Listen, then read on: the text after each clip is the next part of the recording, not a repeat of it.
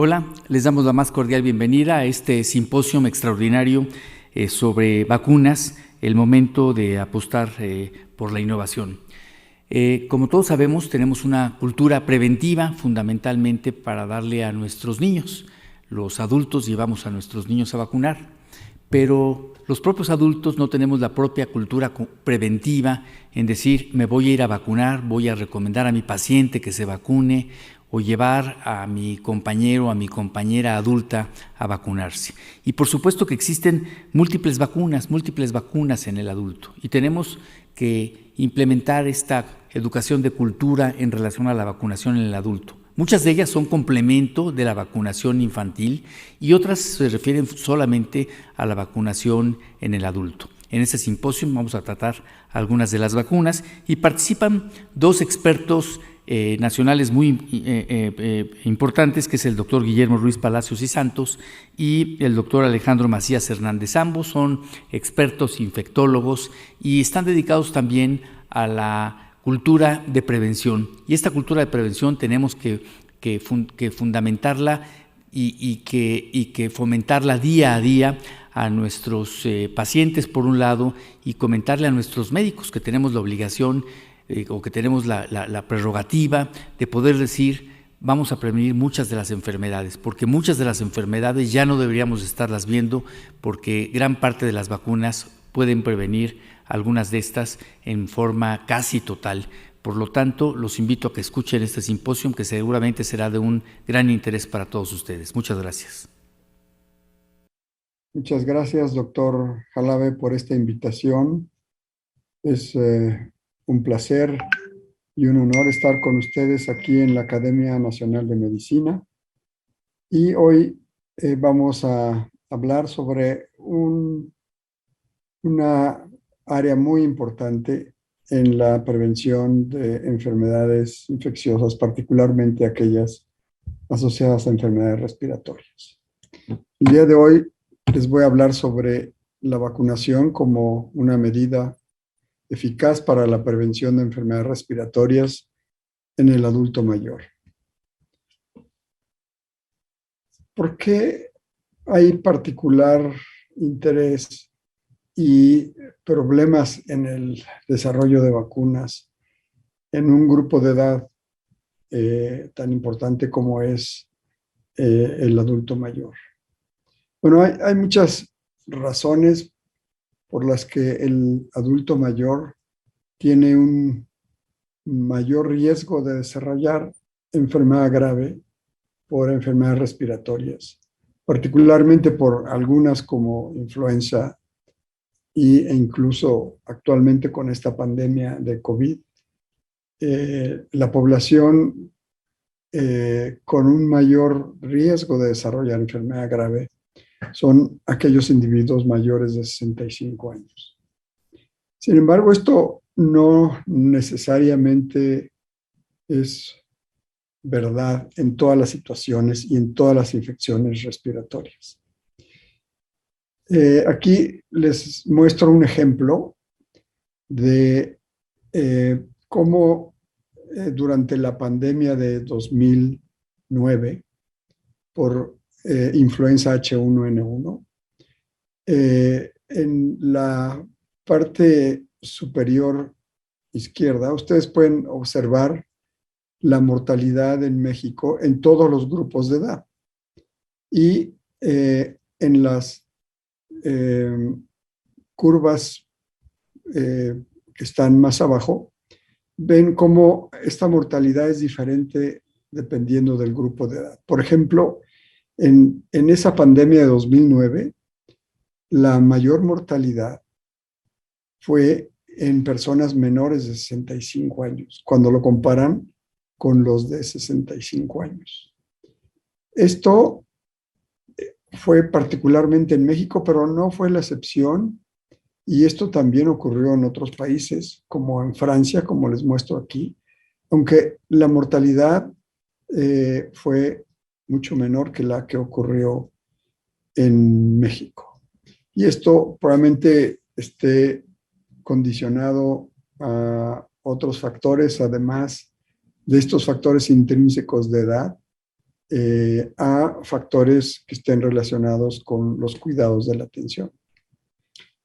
En esta diapositiva pueden ustedes ver cómo en esta tasa de mortalidad que se presenta de los Países Bajos en Europa por grupo de edad durante diferentes años, se ve que, por ejemplo, la mortalidad entre personas de 0 a 19 años, que está en verde, esta mortalidad es relativamente mayor que en aquellas personas adultas entre 50 y 69 años, pero en adultos mayores, esta mortalidad pues es hasta de 10 veces mayor que en estos dos grupos. O sea, hay un factor muy importante que condiciona en influenza la edad con el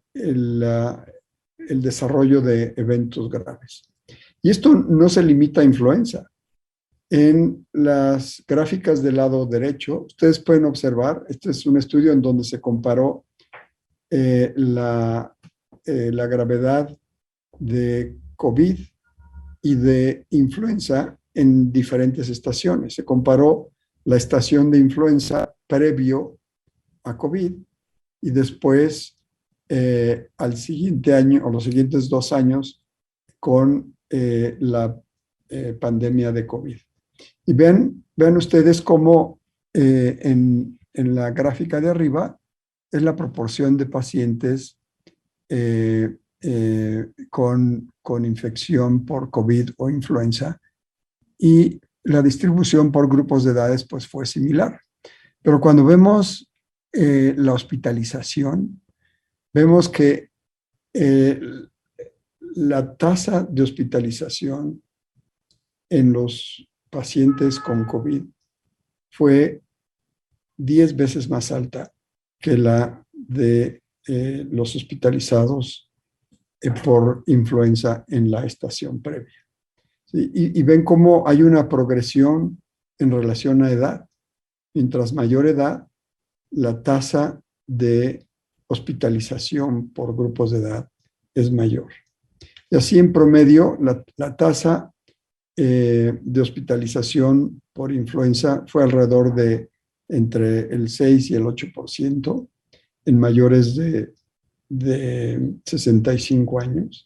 En cambio, por COVID fue arriba de 20%. O sea, sí hay una diferencia muy, muy importante y depende también de el tipo de virus en este caso.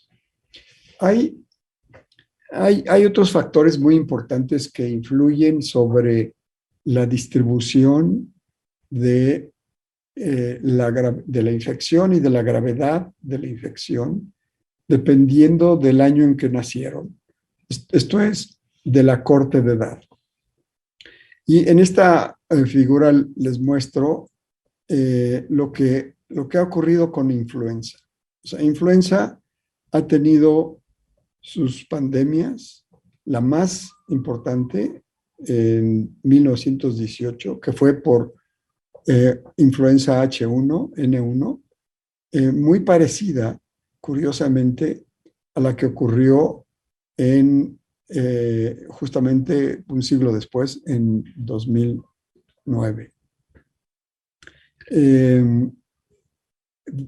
Durante este periodo ocurrieron otras pandemias y predominio de influenza, como fue en el periodo de 1957 a 61 por H2N2 y posteriormente la de H3 que se inició en 1968. Durante estos primeros 3 periodos, desde 1918 hasta 1977, predominaba una sola cepa. Sin embargo, a partir de 1981 se compartieron H1, H3 y desapareció, de hecho, H2. Y no fue sino hasta 2009 cuando aparece esta nueva cepa que es prácticamente igual a la de 2010, a la de 1918, y que aparece un nuevo brote. Esto condicionó que las tasas de enfermedad grave fueran diferentes por grupos de edad y estaban relacionados a la exposición en la infancia, o sea, la primera exposición con el tipo de virus que estaban expuestos. Y de esta manera lo pueden ver ustedes aquí. Esto es en la primera parte, el periodo prepandémico que se analizó de 2005 a 2008-2009 y después el periodo pandémico de 2009 a 2017. Y esto es las tasas de hospitalización por cortes, de año, ¿sí? Del año en que nacieron. Entonces, por ejemplo, tenemos la corte de vida de aquellos que nacieron entre 1918 y 1922, que correspondían a aquellas personas que se habían expuesto al virus de la pandemia de 1918. Después cambia, como lo ven aquí, hay cambios importantes en este H1N1 y se le denomina A y finalmente H1A'.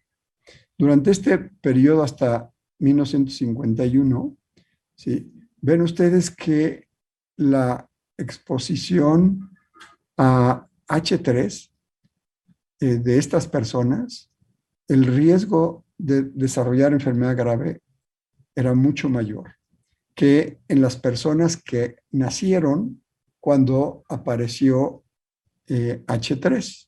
Entonces, el concepto que teníamos antes de la pandemia es que influenza era una enfermedad que se asociaba a enfermedad grave en personas mayores.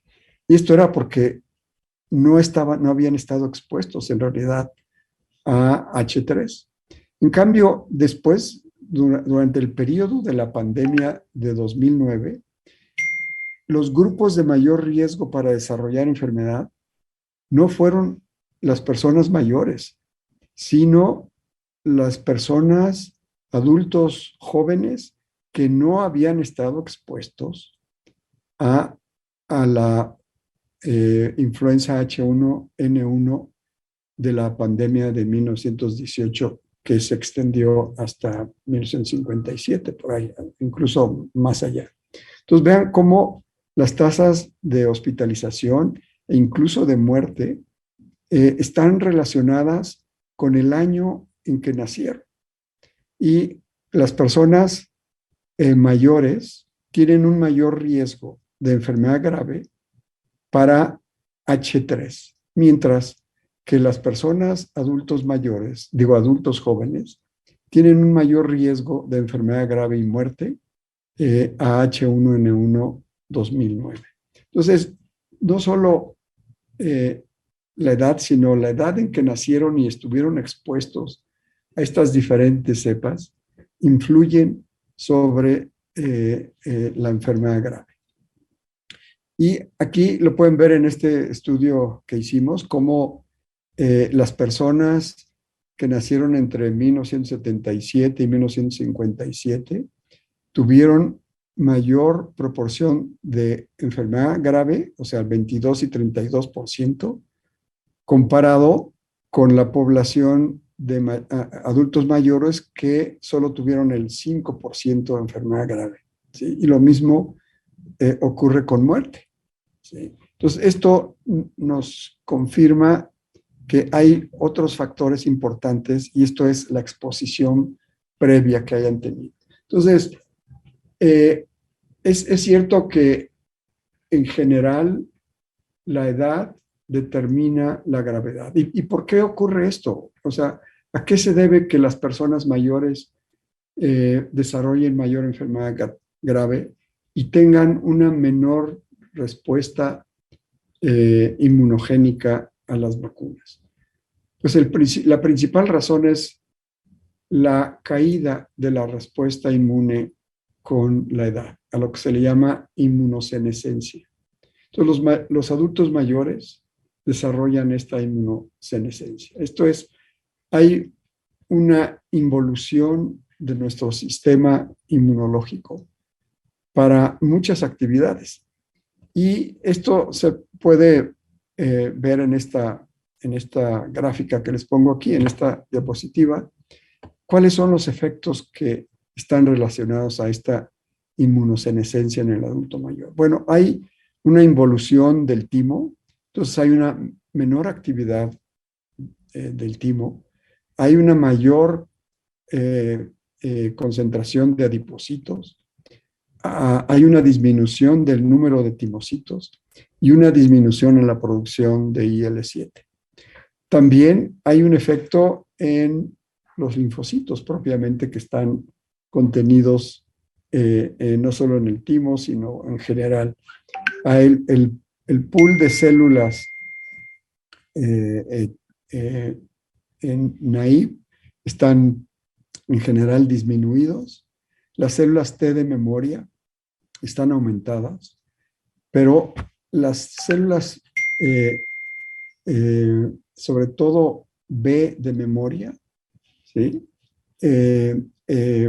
Y las naive están disminuidas. O sea, hay un efecto muy importante tanto en linfocitos T como en linfocitos B. Hay un aumento de linfocitos CD8 con una disminución de CD4 y una disminución en la producción de inmunoglobulinas IgM e IgD, que son muy importantes en la protección a largo plazo. Hay algunos cambios generales. Hay, como se menciona aquí, una disminución en la actividad de telomerasas, en la incidencia de tumores. Estas están aumentadas. Hay una susceptibilidad mayor a infecciones. Hay una reacción inflamatoria incrementada, sobre todo autoinmune, y una respuesta inmune disminuida para las vacunas en general. Así pues, también la inmunosenescencia se asocia a inflamación. Hay un aumento en los mediadores de inflamación, un incremento de interleucina 6, de la proteína C reactiva, y por supuesto de disfunción tisular. Y esto explica en buena medida por qué los adultos mayores desarrollan una neumonía grave, porque hay una estimulación mayor de la respuesta inflamatoria, sobre todo pulmonar, que hace que con mayor frecuencia hagan enfermedad pulmonar grave. Bueno, pues estas son varias de las condiciones que favorecen y esto es lo que determina cómo es que se debe vacunar y qué se les debe dar a las personas mayores. Hay otro componente, por ejemplo, en influenza, muy importante. Las vacunas de influenza se han ido mejorando en algunos aspectos, incrementando el tipo de influenza que se va a aplicar. Y por ello, como vemos que predominan H3, H1, pues primero se inició la vacunación con estos dos tipos de influenza y después se agregó influenza B y de esta manera la mayoría de las vacunas actuales tienen cuando menos 3 de estos tipos de influenza. Sin embargo, en influenza hay 2 subtipos que son los que van predominando y esto sí tiene importancia en la severidad de la enfermedad. Aquí en esta diapositiva pueden ver cómo influenza H1N1 tiene el mayor riesgo junto con influenza B de desarrollar enfermedad grave y que los pacientes requieran estar en unidades de cuidados intensivos y requieran soporte con ventilación mecánica. Y lo mismo, la mortalidad por H1 es muchísimo mayor, 10 veces que por influenza H3 y 8 veces más que influenza B. Esta es simplemente una información que nos sugiere que las vacunas actuales deben de cubrir los 4 tipos principales de influenza, o sea, los 2 grupos de B, H3 y H1, además de que se tienen que estar modificando dependiendo de la evolución que van teniendo estas vacunas. Entonces, es complejo, sí, pero se tiene que ir adaptando las vacunas que se van dando en los diferentes periodos.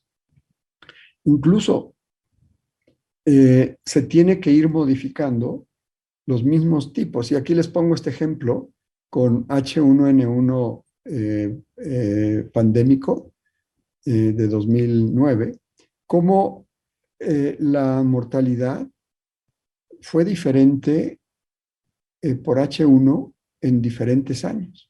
Por ejemplo, en 2011, cuando predominó H1, la mortalidad era del 4%. En cambio, en 2013-2014 fue del 12%. Y después volvió a bajar al 7% para 2015-2016, que fue que predominó de nuevo H1N1.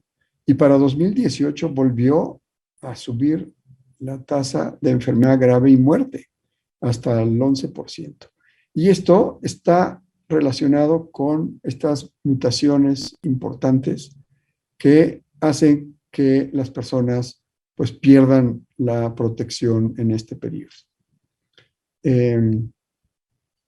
Entonces, por ello es que las vacunas tienen que irse adaptando a las circunstancias de la evolución de los virus. Y no hay mejor ejemplo que lo que estamos viviendo ahora con COVID.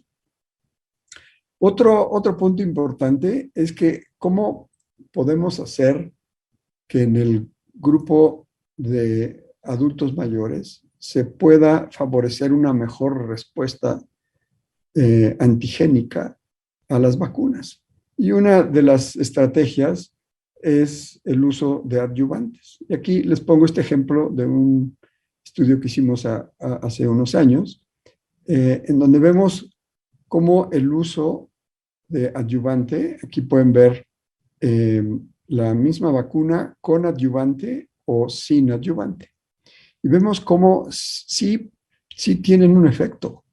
Por ejemplo, la incidencia de neumonía disminuyó sustancialmente y hubo una eficacia relativa de 43%. O sea, hubo una disminución del 60%, del 43% del número de neumonías asociadas en pacientes mayores de 65 años que fueron vacunados con la vacuna con adyuvante.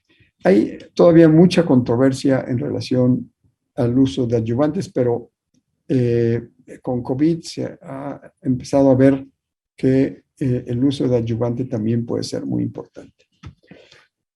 Hay, además de la edad, otros componentes importantes que influyen sobre cómo va a finalmente terminar esta infección en los adultos mayores. Y un componente importante es el sobrepeso. Vean ustedes en esta diapositiva cómo las personas obesas o las personas con obesidad mórbida tienen un riesgo hasta casi de 20 veces más que las personas en peso normal. ¿Sí? Entonces, este es otro componente importante que se debe tener en cuenta cuando se vacunan a las personas mayores. Ahora, ¿cuál es el programa de vacunación en México? Bueno, en México hay una cartilla nacional de vacunación y hay una específica para adultos mayores, o sea, para personas arriba de 60 años. Y este es el esquema de vacunación que tenemos a la fecha en México y que solo incluye 3 vacunas. La vacuna para neumococo y esta está incluida estrictamente solo la vacuna de polisacáridos, que polivalente de polisacáridos. No se tiene de una manera consistente la utilización de la vacuna de neumococo polivalente de polisacáridos con la conjugada. Pero bueno, este es lo que existe actualmente en México para los programas de vacunación universal que tiene el país. La otra, pues, es justo la de tétanos y difteria.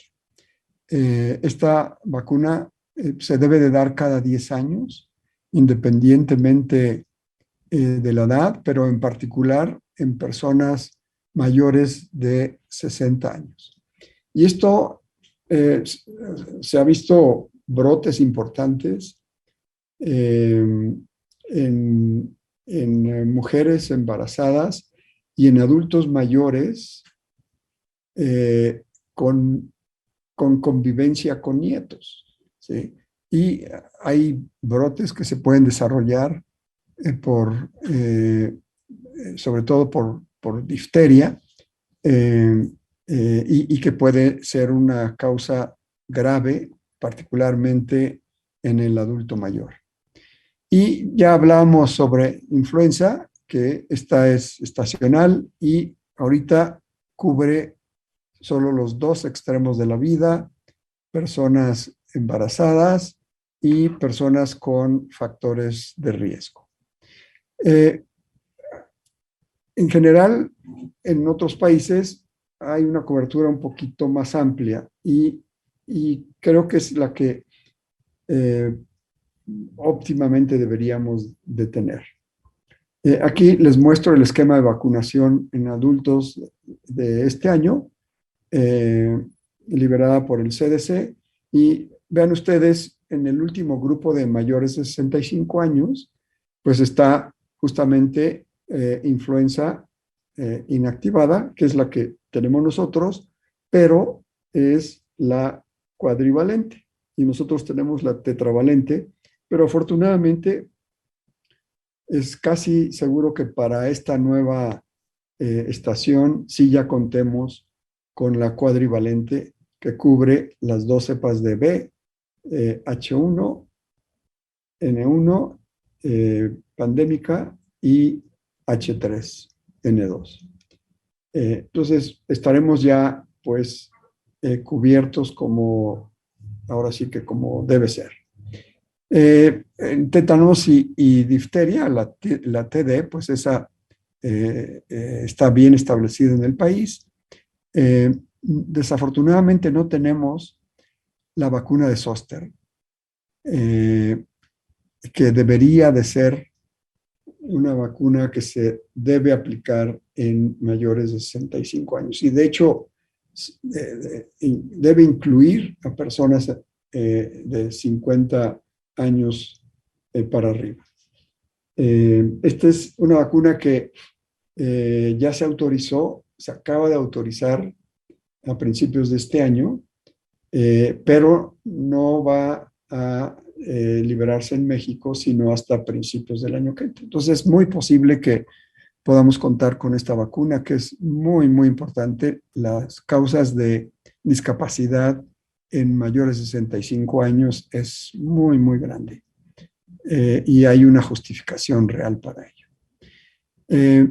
De neumococo, la vacunación, como realmente se debe dar, es una primera dosis con la de polisacárido 15 valente, seguida, ¿sí?, después de una vacuna que puede ser con polisacáridos, pero que tenga los 23 serotipos. O bien que se dé un refuerzo con la vacuna conjugada PBCB20. ¿Sí?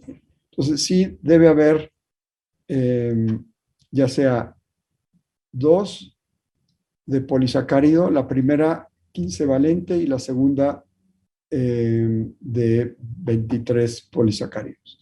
O bien con una dosis de conjugada polivalente con 20 polisacáridos. Esa sería, básicamente no cambiaría el esquema que se tiene actualmente para adultos mayores. Sin embargo, ahora se ha agregado con la pandemia una nueva vacuna, que es pues la de COVID.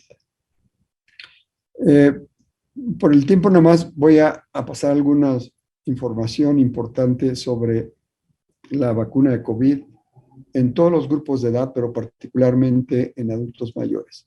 Y en esta diapositiva les muestro lo importante que es la vacunación y los refuerzos en la vacuna de SARS-CoV-2. Aquí les muestro la evolución de lo que ha ocurrido en Israel, que ha sido un prototipo del manejo de esta pandemia, sobre todo de la inmunización de la población en su población general, con de las mayores tasas de vacunación. Y vean ustedes cómo el número de casos por 100,000 habitantes en los no vacunados en 2021, ¿sí? Estaba pues por arriba de 100 casos, o sea, de hecho 150 casos por 100,000 vacunados, mientras que los vacunados era una tercera parte, o sea, eran 100 casos por 1,000 vacunados en el pico de ese mismo periodo. Y aquellos que habían recibido el primer refuerzo, pues fue sustancial el número de individuos que tenían COVID. O sea, sí hubo una disminución importante. O sea, el efecto no solo es en enfermedad grave y muerte, sino también en enfermedad. Entonces, el refuerzo es muy importante.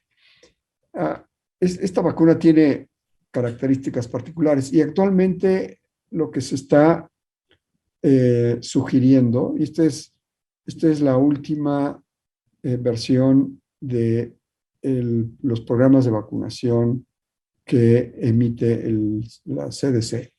Y esto es con las 3 diferentes vacunas que se tienen. Por ejemplo, con Pfizer son 2 dosis iniciales para tener el esquema completo, con una diferencia entre 3 y 8 semanas. Y después se da el primer refuerzo, que debe de ser a los 5 meses. Y esto lo empezamos a ver nosotros de manera muy inicial con los estudios que teníamos de vacunas, donde veíamos que había una caída importante de anticuerpos después de los primeros 3 meses. ¿Sí? Y por ello, pues, se ha indicado que cuando menos, ¿sí? En 5 meses se debe dar el primer refuerzo.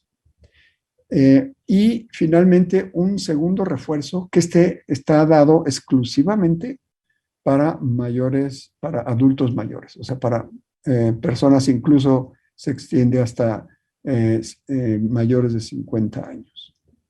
Aquí, este es en el grupo donde sí está claramente definido el uso de 2 refuerzos.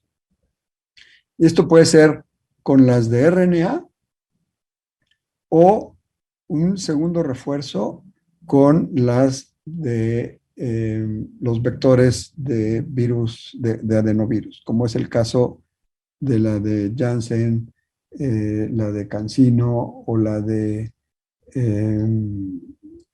AstraZeneca. Y después de la vacunación debe haber un segundo refuerzo eh, eh, para completarlo en las personas mayores.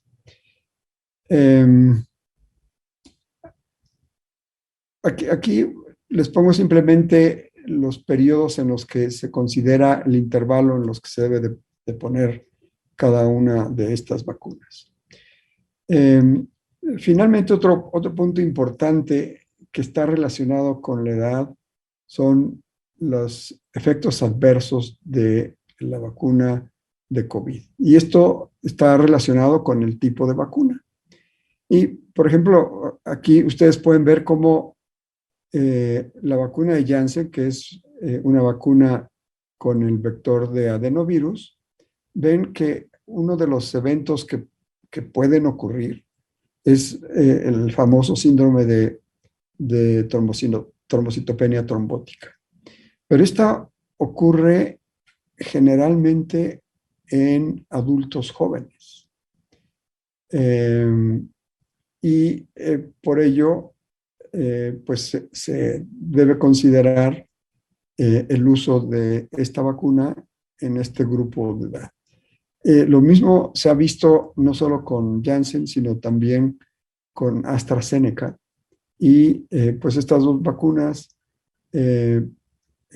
probablemente no tengan un riesgo para personas de adultos mayores, pero probablemente sí para aquellos adultos jóvenes, como lo podemos ver en esta diapositiva. Por ello tenemos que ver cuál es el riesgo-beneficio de la utilización de la vacuna y en relación a los efectos adversos que ocurren con estas vacunas. Y un evento que se ha observado en las vacunas con mRNA es la aparición de miocarditis. Y en las vacunas, sobre todo con adenovirus, pues el famoso síndrome de trombocitopenia trombótica. Y aquí pueden observar cómo las tasas de trombocitopenia o de Guillain-Barré o de miocarditis, pues en realidad son muy bajas para la prevención que hay con el número de hospitalizaciones y no se diga de muertes. Entonces, el beneficio que se tiene por la vacunación es mayor que los eventos adversos graves que pueden ocurrir. Entonces, en general, por ello, no se considera ninguna contraindicación estricta para el uso de cualquiera de estas vacunas, incluyendo o dependiendo incluso del grupo de edad. Bueno, pues con esto termino y ojalá y les haya podido servir esta información que pues es necesaria conocer para el manejo de nuestros adultos mayores. Muchísimas gracias. ¿Qué tal? Muy buenos días.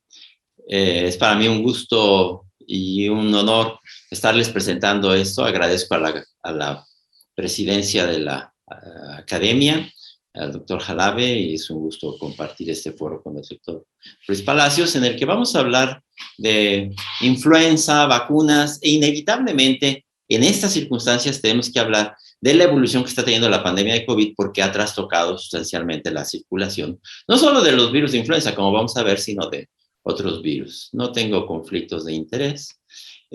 Los virus respiratorios circulan con un patrón más o menos definido en las zonas templadas del mundo. Recuerden que México está en una zona, digamos que semitemplada, no estamos en los extremos, pero sí se nota una estacionalidad. Les voy a mostrar la experiencia que tenemos nosotros en León, Guanajuato, que se puede parecer a la del resto de del país o por lo menos las regiones menos tropicalizadas de México, donde hay un patrón estacional. Vean en esta gráfica de calor, este es un patrón que vemos de 2017 a principios de 2021. Obviamente ya está trastocado esto, decía, por la pandemia, pero vean ustedes en esta gráfica cómo, sobre todo, el virus sincicial respiratorio, la influenza y los coronavirus catarrales se distribuyen en las épocas, digamos, invernales. Otros virus, como por ejemplo para influenza, se distribuyen en todo el año, lo mismo que los adenovirus, y tienen menos esa estacionalidad. Ahora, esa estacionalidad que estamos observando o que observábamos antes de la pandemia se encuentra actualmente completamente trastocada. De hecho, en este momento, los virus de influenza empiezan a circular fuera de temporada, no solo en el hemisferio norte, y depende mucho de la manera en la que está circulando la pandemia. Recuerden que la pandemia de COVID-19 ha estado, digamos, dominada por las variantes, y cada una de esas variantes ha durado más o menos 6 meses. Aquí tenemos una situación, digamos que a principios de mayo del 2022, vean cómo aquí en azul arriba teníamos, digamos, las variantes locales, más o menos 6 meses. Luego la variante alfa-gamma, los picos de alfa-gamma, otros 6 meses. La variante delta, otros 6 meses. Y la variante Omicron o las subvariantes de Omicron que van a empezar ahora, está empezando, digamos, la quinta ola, que sería de las subvariantes de Omicron. Abajo vemos ya los efectos también en la mortalidad, obviamente que el eje de las ordenadas no está en las mismas escalas, pero sí vemos también el efecto ya de la vacunación. No lo dudemos, la vacunación en México ya ha salvado miles y miles de vidas y lo seguirá haciendo. Y en ese sentido también, cómo vamos en el futuro a combinar, digamos, las campañas de vacunación de COVID con las de influenza. Por eso quise referirme a la pandemia de COVID. ¿Cuánto van a durar las oleadas? Decíamos más o menos unos 6 meses. Sudáfrica nos lleva unos 6 meses. Y vean que unas variedades siempre sustituyen a la anterior. O sea, cuando una variante, se transmite mejor y escapa la inmunidad y logra esa combinación, pues sustituye a las anteriores. De hecho, actualmente en Sudáfrica, ya la subvariante BA4-B5, BA4-BA5, está sustituyendo a prácticamente todas las anteriores. En México, sin embargo, podríamos tener un patrón semejante al que se está observando en los Estados Unidos, en el sentido de que la subvariante BA2-12-1 está entrando antes que la BA4-BA5 que está ocurriendo en Sudáfrica. Entonces, muy probablemente vamos a seguir el patrón que se está observando digamos que en los drenajes. Este es el drenaje en Minnesota, por ejemplo, donde se puede ver que el ARN de los virus en el drenaje va mostrando cómo unas variedades van sustituyendo a otras, unas variantes. Por ejemplo, Delta inicialmente sustituyó a las variantes alfa, beta y gamma, más o menos también 6 meses. Aquí ven cómo Delta lo sustituye, y luego como Omicron, la primera variedad, la BA1, sustituye a Delta, luego BA2 empieza a sustituir a BA1, y ahora BA12-1 está sustituyendo a la BA2, y como ven aquí, BA4, BA5 acabará sustituyendo a todas las demás. Y esas son cosas que todavía faltan, por ejemplo, en México. Si en México no ha entrado BA4, BA5 y apenas estaría entrando BA2-12, podríamos esperar que esta oleada, digamos la quinta oleada, que podría ser de junio a diciembre de 2022, aunque sería en menor calado que las anteriores, todavía se tendría que presentar en la mayor parte del territorio nacional. Entonces, la circulación de influenza ha estado muy, digamos, trastocada por la circulación de la pandemia de Omicron, y casi seguramente así seguirá siendo. De hecho, en México, la circulación de influenza prácticamente en la estación 2021 no se vio. Y como ven ustedes aquí, en las estaciones anteriores, Aquí estos casos, desde luego, representan la punta del iceberg. Nadie supone que, por ejemplo, en la estación de 2015-2016 hubo solamente 10,000 casos de influenza. Seguramente hubo millones, pero esas fueron las que se diagnosticaron. Vean cómo la 2021 prácticamente quedó desaparecida por la entrada de la pandemia, pero cómo la 21-22 está reapareciendo la influenza, no en los mismos números, pero sí ya señala que muy probablemente en las estaciones subsecuentes van a volver a co-circular virus sincicial respiratorio, como veíamos, con virus de influenza, con coronavirus pandémicos o coronavirus catarrales. Y de acuerdo con la vigilancia de la Organización Mundial de la Salud, en el hemisferio norte, como ustedes pueden ver, aquí están las estaciones anteriores, con los virus predominantes, AH1, H3N2, los dos linajes de influenza B. Vean la desaparición también en el hemisferio norte de la influenza en la estación 2021 y la reaparición, pero ahora en dos picos, porque había empezado, cuando había bajado la variante Delta, había empezado la influenza, a la entrada a Omicron desaparece nuevamente y ahora está reapareciendo la influenza, digamos que fuera de temporada. No solo en el hemisferio norte, también se está viendo en el hemisferio sur, también completamente fuera de temporada. Pero eso pareciera indicar que en el futuro se van a volver a reunir la influenza con los coronavirus y el virus sincicial respiratorio, muy probablemente ya para la estación 2022 a 2023. Una dificultad adicional que vamos a ver con esta circulación es la determinación de las cepas que se van a usar de virus para la vacuna subsecuente, para la vacuna del año 2022-2023, porque recuerden que habitualmente las vacunas se preparan con los virus que circulan hacia el final de la estación de influenza anterior. Por ejemplo, para las estaciones, para el hemisferio norte, generalmente se preparan sobre las que circulan hacia febrero del año anterior, o sea, cuando está saliendo la pandemia. Vean ustedes aquí que ya en la estación 2019-2020 se vio amputada, digamos, la estación de influenza por la entrada de la pandemia. Y entonces, ahora que está circulando nuevamente el virus de influenza, pues no sabemos bien a bien si la vacuna que se preparó con los virus que se conocían al final, hacia principios del 2022, son necesariamente los que van a circular hacia 2022-2023.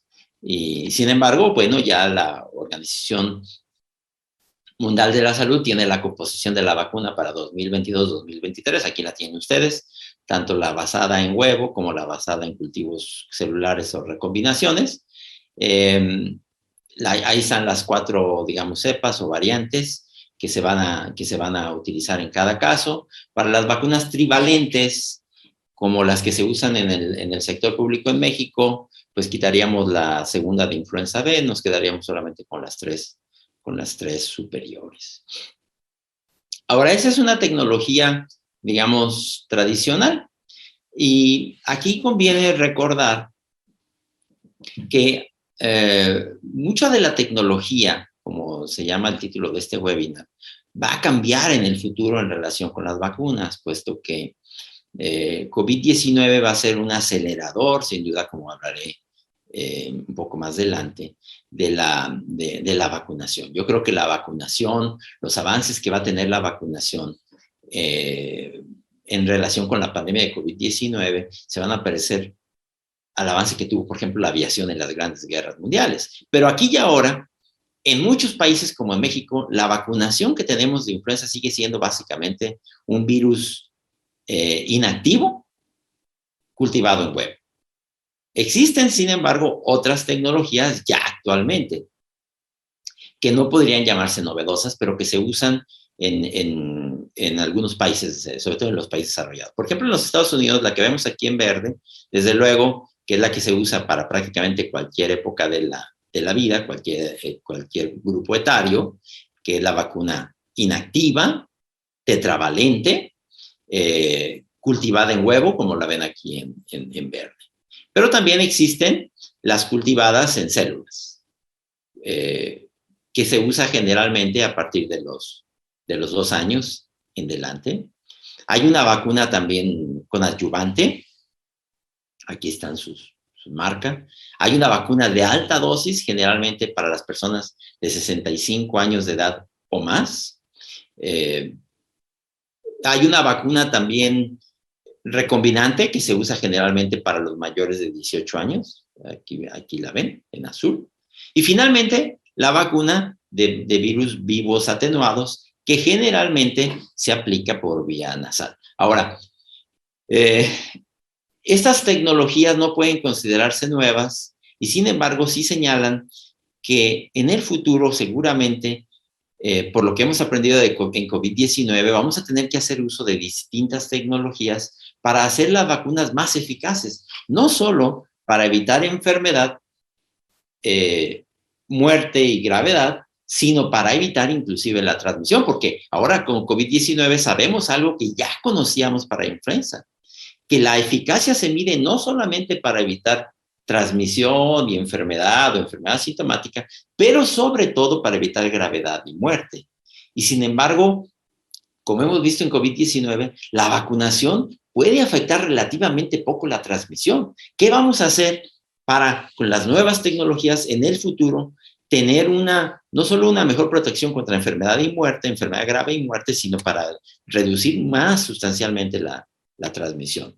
Bueno, creo que las tecnologías, además de las que acabo de mencionar, que habrán de explorarse en el futuro, como decía, la pandemia de COVID trajo nuevas tecnologías o trajo el desarrollo de tecnologías que ya estaban en desarrollo, y será recordado muy probablemente en el futuro como uno de los grandes avances de la historia de la medicina, el haber tenido en menos de un año no solo una, sino múltiples vacunas, pero muy particularmente las vacunas de ARN mensajero, las vacunas de virus, de virus vectores, como la vacuna de chimpancé, de adenovirus de chimpancé de AstraZeneca, las vacunas de proteínas, como las vacunas de Novavax, qué sé yo.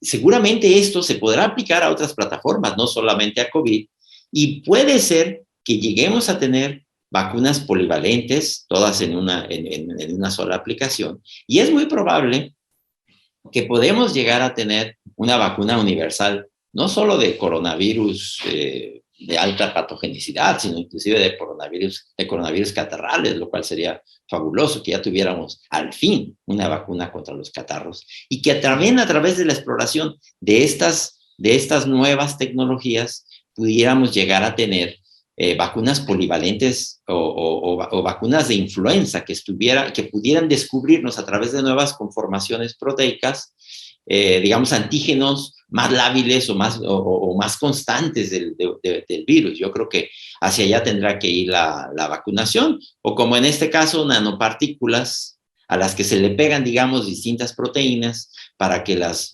vacunas pudieran tener más valencias, digamos. Yo creo que eso lo vamos a ver.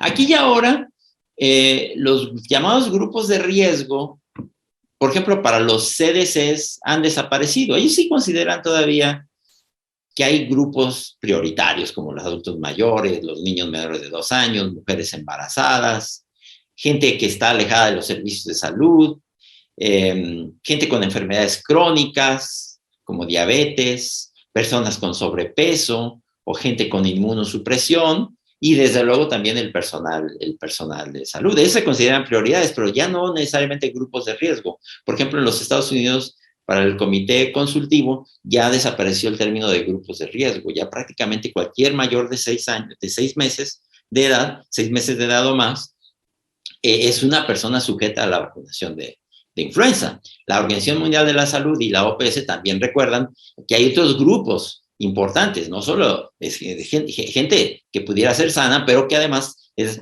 importante para la movilidad, la economía, la continuidad de las instituciones sociales, como los policías, los bomberos, los conductores, empleados específicos, por ejemplo, de farmacias, que podrían ser también grupos prioritarios. En México se conserva todavía las campañas de vacunación en población blanco, básicamente los que mencionaba del CDC como grupos prioritarios, niños pequeños, adultos mayores, mujeres embarazadas, personal de salud, gente con enfermedad, gente fuera de estos grupos, pero con enfermedades crónicas como diabetes, obesidad extrema, enfermedad pulmonar, insuficiencia renal, inmunosupresión, VIH. Eso yo creo que seguirá siendo para México en las estaciones subsecuentes. Y entonces, ¿qué vamos a hacer? ¿Qué va a pasar? Porque con COVID-19 creo que hemos sido cada vez más conscientes de que la inmunidad de rebaño es muy difícil de lograr para virus tan mutantes como, por ejemplo, coronavirus, y virus todavía más mutantes como los virus de influenza, en donde estamos como en la paradoja de Aquiles y la tortuga, pensando que ya casi alcanzamos la inmunidad y cada vez se nos aleja más, porque el virus, como ven aquí, va cambiando. El virus cuando sale de Wuhan tiene un índice de transmisión, un R0 de 2 a 3, y luego cuando se va a Europa ya una persona ya contagia a 4 o 5, la variante Delta ya contagiaba a 8, pero luego ya las variantes Omicron pueden contagiar a más de 10 o 15, de manera que estamos ahora entre los virus más contagiosos que conoce la humanidad. Y entonces el concepto ahora será de que a través de mejores vacunas y de vacunación más amplia de todos los grupos